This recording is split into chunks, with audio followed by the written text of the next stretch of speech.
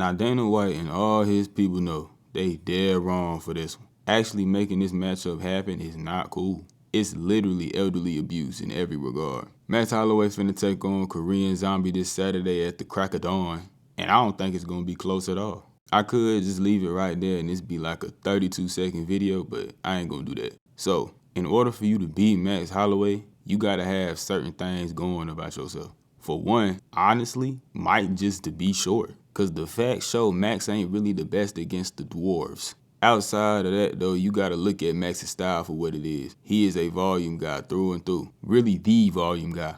Just look at the numbers, he's decimating everybody in significant strikes. And he probably will add to them totals on Saturday, but it gets to be an avalanche with him and he builds it up over the course of a fight. So to get past that, in my opinion, there's a few approaches that you can take. The first of which is being to directly disrupt the assault. If you counter Max as he moves forward, he is going to stop, back up, and look to re-engage from there, not really letting him get going. Max ain't the inside the pocket brawler type of guy. Now this is what Volk did in their first matchup, and he did it with leg kicks. Now Volk was fast enough to be able to throw the kick, retract it, and be back in stance before Max could do anything. So it might not be the best exact approach for everybody, but either way, it's just an idea. The second thing you can do is to just lead the dance from the beginning. Be first, literally not even giving Max the opportunity to get going. Not just be first though, but be first and third, being ready to effectively counter Max's counter if need be. Conor McGregor did this to a T back in their matchup in the Stone Ages. He put the pressure on Max and essentially had his way with him. And the last approach really ain't even a stylistic thing for real, more so just an extension of the disruption tactic. But it's to hit hard.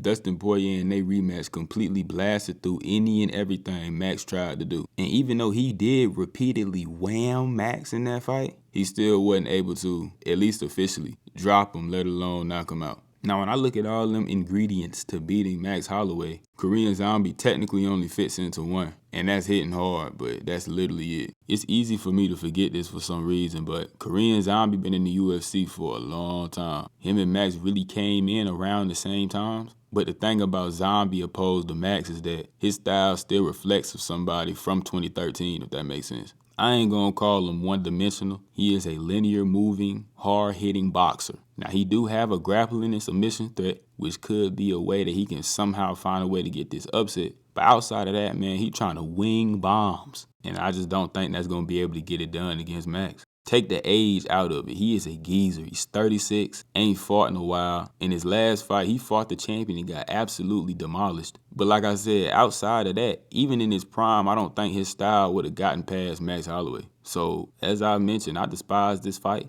I really don't see how Zombie gets it done. I just hope it's not the blowout I think it's about to be, because that's going to make me sad. But I give it about third or fourth round until the avalanche get to be too much, and the referee has to stop the fight because he's just getting pummeled.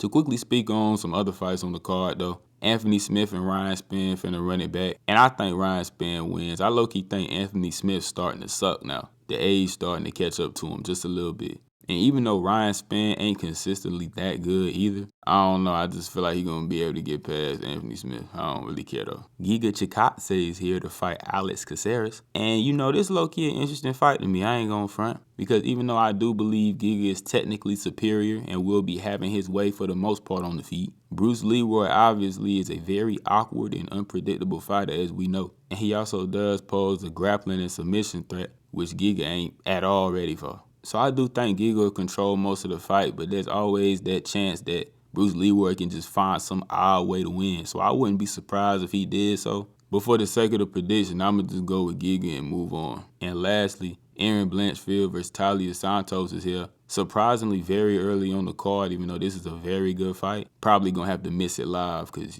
I'm not waking up at 9 o'clock for this. Blanchfield is an up-and-comer, really running through the division right now, showcasing all her skills. Recently destroying Jessica Andrade, submitting her in the second round, I believe that was. Either way, I think she's technically superior in every aspect of the game to Santos. But the problem is that Santos is a long, powerful, just strong woman overall. So she might be able to pose some trouble for Blanchfield, but I'm going to just fall back on the technical abilities of Blanchfield, and I'm going to pick her to win this one. Good fight, though. Should arguably really be like the co-main event on here, but it's cool, Dana. I understand. Cool card overall. I'm interested. I'm going to probably miss half of it. I'm going to set me an alarm for like 10:30 a.m. Hopefully that's in time for the main event, and I'll just watch the rest later. But all I'm worried about is this petition I'm going to start if the main event is the domination I believe it's going to be, because Dana know this ain't cool. We can't let the organization survive after this.